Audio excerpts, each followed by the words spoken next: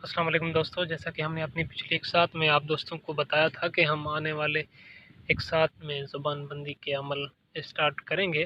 तो इस किस्त में हम ज़बानबंदी के अमल शुरू कर रहे हैं। उनकी ये पहली वीडियो है आप दोस्तों के सामने। यहाँ इस अमल को शुरू करने से पहले कुछ बातें आपसे डिस्कस करना लाजमी समझते हैं। जैसा कि हर अमल के लिए कामिल उस्ताद की ज़रूरत पड़ती है, तभी वो लोग मंजिलों तक पहुँचते हैं जो किसी आमिल उस्ताद के साथ उसकी सोबत में रहने के बाद किसी अमल को सीखते हैं।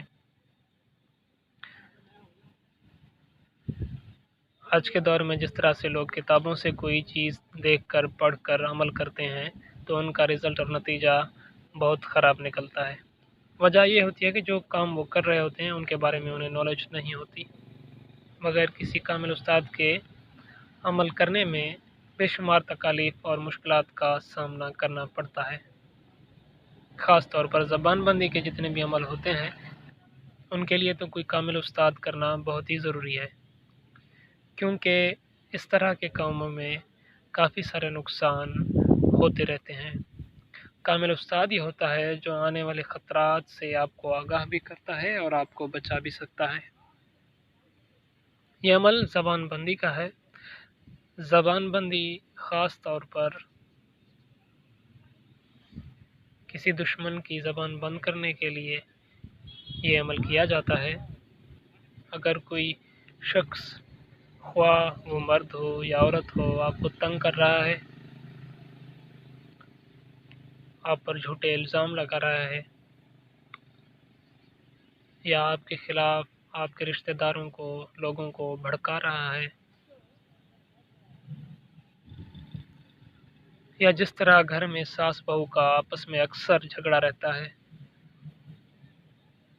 या कोई ऑफिसर आपको ख्वाह-मख्वाह तंग कर रहा है, या आपके रिश्तेदारों में कुछ ऐसे लोग हैं जो ख्वाह-मख्वाह आपको तंग करते हैं।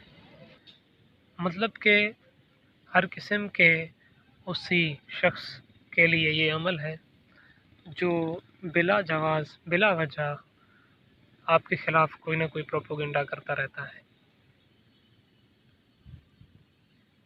तो उसकी ज़बान बंद करने के लिए ये अमल है। लेकिन यहाँ पर एक बात हम मज़ीद आपको बताते चलें कि कोई भी हमारा अमल नाजायज़ काम के लिए इस्तेमाल नहीं करना आप दोस्तों ने। नाजायज़ काम के लिए हमारी कोई भी इजाज़त नहीं है। तो चलिए शुरू करते हैं। ये है आज का तावीज़।